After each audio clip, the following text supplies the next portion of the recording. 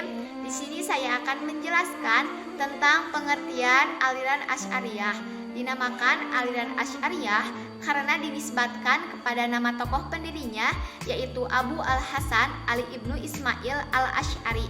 Beliau lahir di Basrah pada tahun 260 Hijriah atau 873 Masehi, dan beliau wafat di Baghdad pada tahun 324 Hijriah atau 935 Masehi, di mana aliran Asy'ariyah ini merupakan aliran pengikut Abu Hasan Ali ibnu Ismail Al-Asy'ari yang kemudian berkembang menjadi salah satu aliran teologi yang penting dalam Islam, yang selanjutnya populer dengan sebutan aliran Asy'ariyah.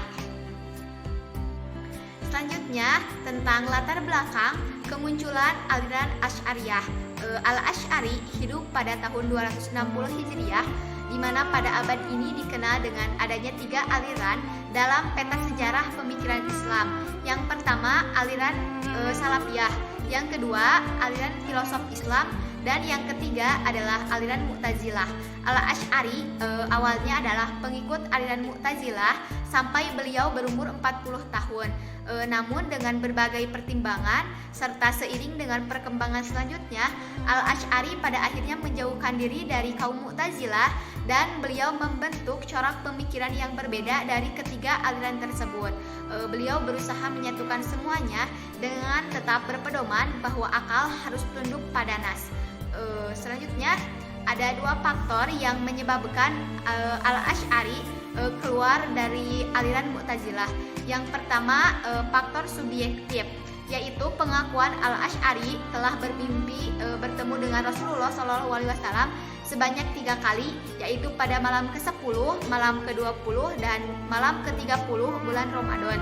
Di mana dalam mimpi tersebut beliau diperingati oleh Rasulullah untuk meninggalkan aliran Mu'tazilah dan membela paham yang telah diriwayatkan oleh Rasulullah. Yang kedua, faktor objektif, yaitu keadaan di mana beliau menemukan adanya beberapa pandangan yang kontroversial dalam ajaran Mu'tazilah. Salah satunya adalah dialog mengenai kedudukan orang mukmin, kafir, dan anak kecil, di mana dalam dialog tersebut berakhir ketidakpuasan Al-Asy'ari karena Al-Jubai tidak bisa menjawab pertanyaan yang beliau utarakan. Kejadian tersebut membuat Al-Asy'ari merasa ragu-ragu akan kebenaran doktrin Mu'tazilah yang selama ini beliau anut, dan pada akhirnya Al-Asy'ari mengasingkan diri untuk memikirkan ajaran Mu'tazilah tersebut. Untuk yang selanjutnya, saya Safira Putri Maulida akan menjelaskan mengenai doktrin ajaran Al-Asy'ariyah, kitab-kitab yang ditulis Al-Asy'ari, dan juga tokoh-tokoh penting dalam aliran Asy'ariyah. Mengenai doktrin-doktrin ajaran Asy'ariyah, yang pertama, Allah dan sifat-sifatnya. Menurut ajaran Asy'ariyah, Tuhan memiliki sifat tersendiri. Mereka percaya bahwa zat Tuhan sama sekali tidak sama menyerupai sifat makhluknya. Contohnya, Tuhan bisa mendengar, namun pendengarannya tidak serupa dengan kita sebagai manusia. Kemudian yang kedua, kebebasan dalam berkehendak. Menurut aliran Asy'ari, Allah adalah pencipta perbuatan, sementara manusia adalah yang mengupayakannya. Yang ketiga, teori kasb adalah teori di mana manusia bertanggung jawab atas perbuatan yang dilakukannya. Yang keempat, akal dan wahyu, kriteria baik dan buruk. Aliran Asy'ariyah mengutamakan wahyu, sementara Mu'tazilah mengutamakan akal. Yang kelima, kodimnya Al-Quran. Aliran Asy'ariyah mengatakan bahwa walaupun Al-Quran terdiri dari beberapa kata, huruf, dan bunyi, tetapi hal itu tidak melekat pada esensi Allah dan tidak kodim. Selanjutnya yang keenam, melihat Allah. Aliran Asy'ariyah berpendapat bahwa setiap yang ada pasti dapat dilihat. Oleh sebab itu, menurut paham mereka, Allah Subhanahu wa Ta'ala dapat dilihat di akhirat kelak, dan mereka percaya bahwa Allah bersemayam di arsy. Yang ketujuh, keadilan Allah. Aliran Asy'ariyah berpendapat bahwa Allah tidak mempunyai keharusan apapun. Allah adalah penguasa mutlak segalanya dan tidak ada yang lebih kuasa menandinginya. Allah bebas melakukan apa saja yang dikehendakinya. Dan yang kedelapan, kedudukan orang yang berdosa besar. Asy'ariyah berpendapat bahwa siapa saja orang mukmin yang membuat dosa besar, ia dikategorikan sebagai orang fasik. Sebesar apapun dosa yang diperbuat, tidak akan mempengaruhi iman orang tersebut. Untuk yang selanjutnya mengenai kitab-kitab yang ditulis Al-Asy'ari. Yang pertama, Maqalat al-Islamiyin merupakan karangan yang pertama dalam persoalan kepercayaan Islam dan merupakan sumber terpenting karena ketelitian dan kejujuran pengarangnya. Yang kedua, Al-Ibanah an Usul al-Diyanah. Buku ini ditulis dan dicetuskan oleh Al-Asy'ari ketika akidah umat Islam di zamannya perlu dibenarkan dengan tujuan untuk kembali pada sumber ajaran yang lebih baik, yaitu Al-Quran dan As-Sunnah. Yang ketiga mengenai kitab Al-Lumma fi Al-Rad ala al-Zaygh wa al-Bid'ah. Buku ini merupakan kecenderungan rasional Al-Asy'ari dan implementasi dari moderasi ekstrim rasio dan teks. Untuk yang selanjutnya penjelasan mengenai tokoh-tokoh yang penting dalam aliran Asy'ariyah. Al-Asy'ari meninggal pada tahun 324 Hijriah, di mana beliau meninggalkan buku-buku hasil karangannya sendiri. Buku tersebut merupakan pusaka ilmu yang sangat berharga dan bermanfaat. Adapun tokoh-tokoh yang terpenting dalam aliran Asy'ariyah, yaitu yang pertama Al-Baqillani. Al-Baqillani adalah tokoh kedua setelah Al-Asy'ari. Ia mengenal ajaran Al-Asy'ari melalui murid Al-Asy'ari, yaitu Ibnu Mujahid bersama Abu Al-Hasan Al-Bahili. Al-Baqillani memiliki pemikiran yang berbeda dengan Al-Asy'ari, yaitu mengenai sifat Tuhan. Sifat Tuhan menurut Al-Baqillani adalah Tuhan mengetahui dengan pengetahuan dan juga pengetahuannya, bukanlah zatnya. Menurutnya, penetapan sifat bagi Tuhan lebih rasional dengan membedakan al-sifat maupun al-was dan juga memberi arti tersendiri mengenai teori Al-Baqillani yang berbeda dengan teori Abu Hasyim dari Mu'tazilah. Beliau juga memberi arti yang rinci mengenai teori Al-Asy'ari dengan memberikan peran yang lebih efektif bagi kuasa manusia dalam melakukan perbuatannya. Kemudian yang kedua, Al-Juwaini. Al-Juwaini melanjutkan apa yang telah dirintis oleh Al-Baqillani dengan menyusun metode yang lebih sistematis dalam pembahasan teologi. Teori Al-Juwaini lebih condong pada pendapat Abu Hasyim. Beliau juga memperjelas teori Al-Kasb dengan hukum kualitasnya yang telah menekankan pada pengaruh yang efektif bagi manusia dalam melakukan perbuatannya. Al-Juwaini telah membagi sifat-sifat Allah ke dalam dua kategori, yaitu sifat nafsiyah dan sifat ma'nawiyah, yang dimana sifat nafsiyah meliputi qidam, qiyamuhu binafsihi, dan juga wahdaniyah yang berbeda dengan makhluk dan tidak mempunyai ukuran, sedangkan sifat ma'nawiyah seperti sifat yang berkuasa. Dan yang terakhir, Al-Ghazali adalah kunci tokoh dalam teologi Al-Asy'ariyah. Beliau menyatukan lagi pendapat asli Al-Asy'ari menggunakan logika yang rasional dan juga dapat meruntuhkan dalil-dalil para filosof berkenaan dengan hukum kualitas serta ajaran asli Al-Asy'ariyah tercermin kembali menurut pandangan-pandangan teologi Al-Ghazali, dan ajaran inilah yang meluas pada kalangan Islam Ahlul Al-Sunnah wa Al-Jamaah.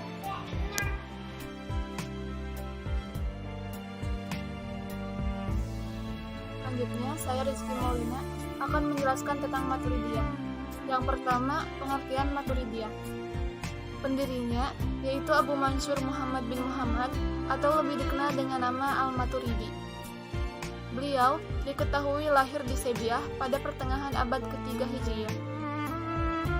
Aliran ini berasal dari Samarkand pada pertengahan abad ke-9 sebelum Masehi.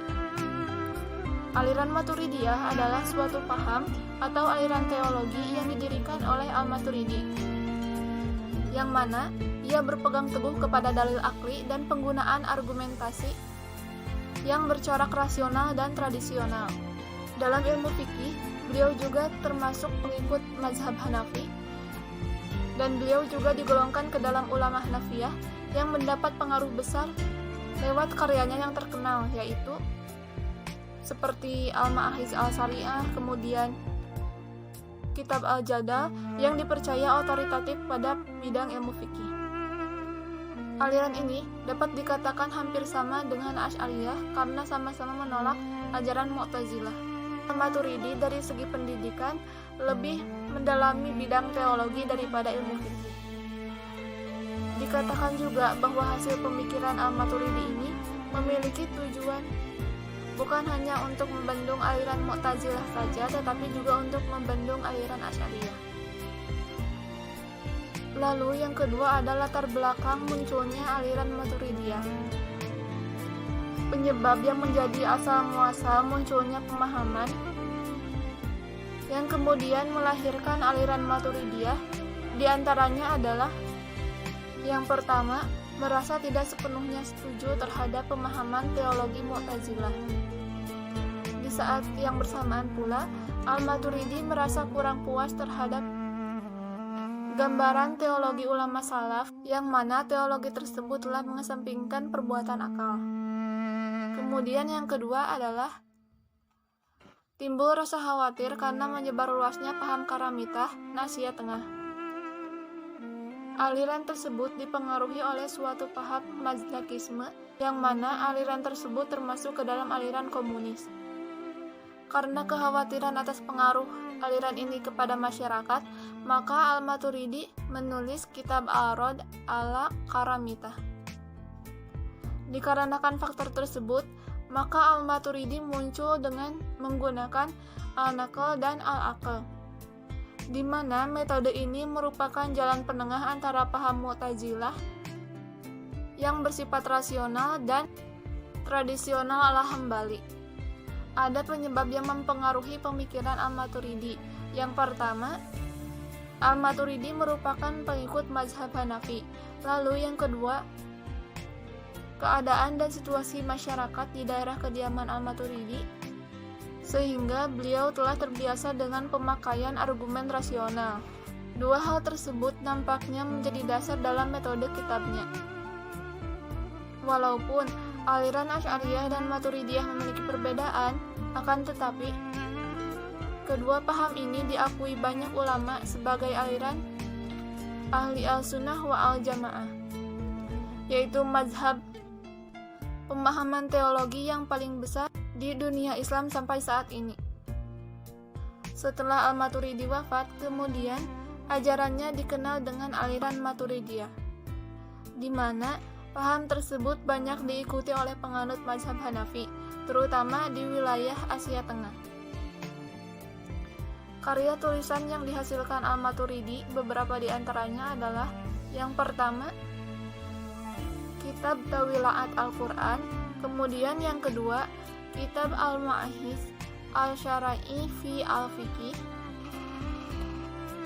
yang ketiga, Al-Ma'ahiz Al-Syara'i fi Usul Al-Fiqih, kemudian yang keempat, Kitab Al-Usul, kemudian yang kelima, Kitab Al-Rad, kemudian yang keenam Al-Karamitah, dan masih banyak lagi kitab-kitab yang lainnya. Oke, di sini saya akan menjelaskan tentang doktrin-doktrin dan tokoh-tokoh Maturidiyah. Yang pertama, doktrin-doktrin Maturidiyah. 1. Akal dan wahyu. Akal dan wahyu merupakan sesuatu yang saling berkaitan, di mana akal dapat mengetahui apa saja kewajiban-kewajiban dengan wahyu. 2. Perbuatan manusia. Al-Maturidi mengatakan bahwa apa saja yang berkaitan dengan perbuatan manusia adalah ciptaan Tuhan. Di sini juga dikatakan manusia bebas memilih antara yang baik dan buruk. 3. Sifat Tuhan. Al-Maturidi sangat menyetujui bahwa sifat-sifat Tuhan itu ada, yang mana makna yang ia cantumkan itu hampir sama dengan aliran Mu'tazilah. 4. melihat Tuhan. Al-Maturidi mengatakan bahwasannya manusia itu bisa melihat Tuhan, sebagaimana yang dicantumkan dalam Al-Quran.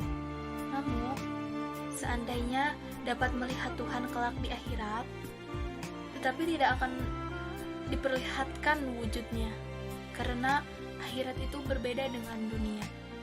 5. Kalam Allah Subhanahu wa Ta'ala. Al-Maturidi mengatakan bahwasannya kalam itu terdiri dari tatanan kata atau huruf dan juga yang bersuara dengan kalam nafs. 6.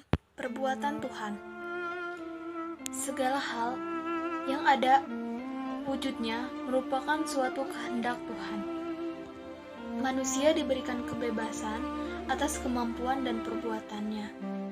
7. Pengutus Rasulullah.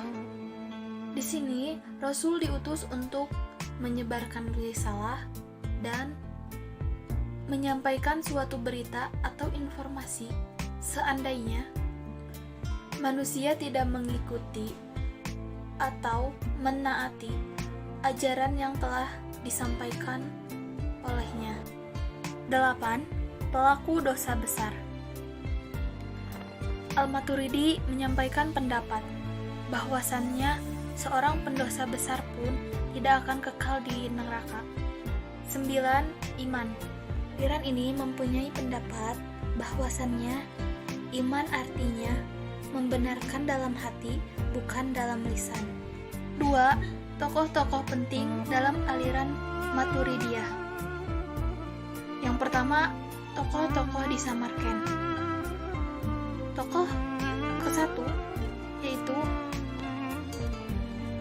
Muhammad bin Muhammad Abu Mansur Al-Maturidi atau dikenal dengan Al-Maturidi.